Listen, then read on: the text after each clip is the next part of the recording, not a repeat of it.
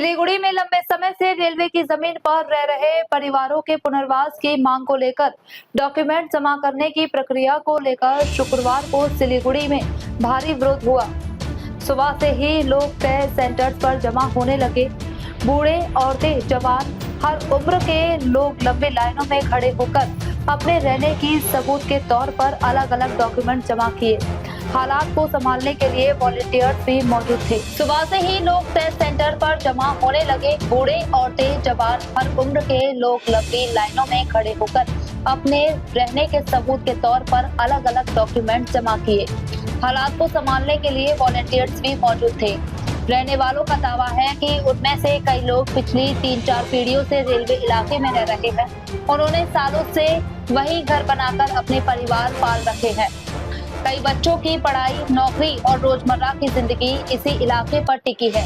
इसीलिए उन्होंने डर जताया कि अगर बिना किसी साफ पुनर्वास के तरीकों के बेदखली का फैसला लागू किया गया तो हजारों लोगों को बहुत ज्यादा अनिश्चितता का सामना करना पड़ेगा।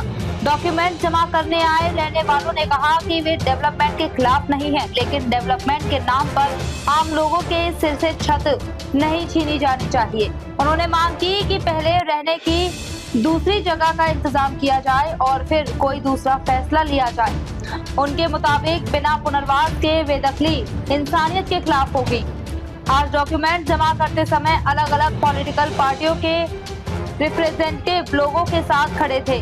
सिलीगुड़ी ग्रेटर रिलेटर्स एसोसिएशन के मेंबर भी मौजूद थे। ऑर्गेनाइजेशन ने बताया कि रेलवे की जमीन पर रहने वाले कई परिवार सीधे लोकल इकोनॉमी से जुड़े हैं। अगर उन्हें बेदखल किया गया तो न सिर्फ परिवारों को बल्कि लोकल बिजनेस पर भी असर पड़ सकता है। इसीलिए रेलवे अधिकारियों ने अपील की कि वे इंसानियत के साथ पुनर्वास का इंतजाम करें। दूसरी तरफ सीपीआई ने भी मांग की है कि बिना पुनर्वास पक्का किए किसी को न हटाया जाए। पार्टी नेताओं ने इशारा किया कि आम लोगों से हितों की रक्षा के लिए जरूरत पड़ने पर वे बड़े आंदोलन का रास्ता अपनाएंगे। इस बीच रेलवे की जमीन पर रहने वाले परिवारों के भविष्य को लेकर चिंताएं बढ़ रही हैं। अब सबकी नजरें रेलवे अधिकारियों के अगले कदम पर है। लोगों को उम्मीद है कि उनके जमा किए गए डॉक्यूमेंट्स और एप्लीकेशन पर विचार करने के बाद पुनर्वास को लेकर कोई पॉजिटिव फैसला लिया जाएगा। এখন তো উচ্ছেদ তোলার নোটিশ দিয়েছে, আপনারা এখানে চলে আসছেন। আমরা ওইটা মানে ওনার জায়গা উনাইলে আমাদেরকে বসাবতো জায়গা দিয়ে আমরা চলে যাব। কিন্তু আমার তো 3 ফুটকা এখানেই চলে গেল। আমার যে লোক সে চলে গেল, আবার আমার বাচ্চা গেল, সবাই গেল, খালি আমি আছি, আমার একটা ছেলের বউ আছে। এইরকম করে যদি করে, এতদিন পরে হলো না, আর গাডোয়াল হয়ে গেল, আগে নিল বাড়ি, নেওয়ার পরে ফির আমাদেরকে ডাবরার মধ্যে ফেললো, লরি দিয়ে আমরা মাটি ভরছি, ভরার পরে এখন যখন ভালো হয়ে গেল এখন সবাইকে উচ্ছেদ করতেছে। এইটা কি উচিত হয়? সরকারের এইটা উচিত হয়? মানে যখন ডাবরা ছিল, খাল ছিল, তখন কেউ দেখেনি, আর খাল যখন বন্ধ হয়ে গেল, ওই যখন গার্ডওয়াল দিল, বলে কি আর আমরা রাখবো না, আমাদের রেলের জায়গা নেওয়া হয়ে গেছে, এখন তোমরা থাকতে পারো। তাহলে যদি এরকম করে এটা কি ভালো হইলো? 50 বছর, 60 বছর, 65 বছর ধরে বসবাস করছেন, কেউ ব্যবসা করছেন। তাহলে ভারতীয় জনতা পার্টি তারা নির্বাচনের আগে তারা তো বলল না এই ভোটের কার্ডে আমরা ভোট নেব না, এরা বেআইনি জায়গায় বসবাস করছে। নির্বাচনের আগে তারা বলেছিল পাট্টা দেব, আমরা ঘর বানিয়ে দেব, সমস্ত ব্যবসায়ীদের, বস্তিবাসীদের বলেছিল।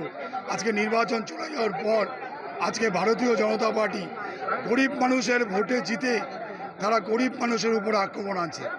আমরা বলছি আমরা উন্নয়নের বিরোধী না, আমরা চাই উন্নয়ন হোক, কিন্তু উন্নয়ন মানে গরিব মানুষকে হটিয়ে দিয়ে উন্নয়ন নয়। দেখবেন এই উচ্ছেদ বিরোধী আইন আছে, শুধু আমাদের রাজ্যে, শুধু দেশে নয়, সারা পৃথিবীতে আছে। হকার সহ বস্তিবাসীদের উচ্ছেদের বিষয়ে আলোচনা করতে হবে, পুনর্বাসন দিতে হবে, একটা আইন আছে। তাহলে রাজ্যের সরকার কোথায় ভারতীয় জনতা পার্টি? আমরা আজকে তাই এখানে এসেছি, ধারাবাহিকভাবে আমরা দল মত নির্বিশেষে আমরা গরিব মানুষের পক্ষে। আমরা বলছি পুনর্বাসন দিতে হবে, পুনর্বাসন দিয়ে তারপরেই উচ্ছেদ হবে, উন্নয়ন হোক। কিন্তু উন্নয়ন মানে এটা না আবারও এক কথা বলছি, গরিব মানুষকে হটিয়ে দিয়ে শুধু বড় বড় মল হবে আর বড় বড় আবাসন হবে, তাতে বড় লোকরা থাকবে আর গরিব মানুষ থাকবে না, এটা আমরা চাই না। এই জন্যই আমাদের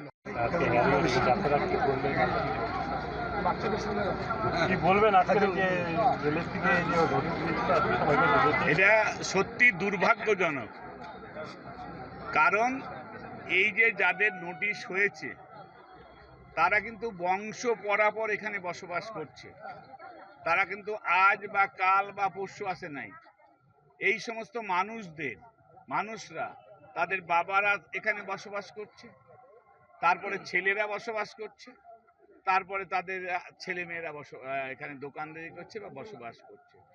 হঠাৎ করে রেল আজকে নোটিশ দিয়েছে এবং তারা বললো, আমরা ডেপুটেশনে গেলাম, DN3-র সাথে বসলাম আমরা, যিনি নোটিশটা সার্ভে করছে তার সিগনেচারে, আমরা তার সাথে অনেকক্ষণ আলোচনা করলাম।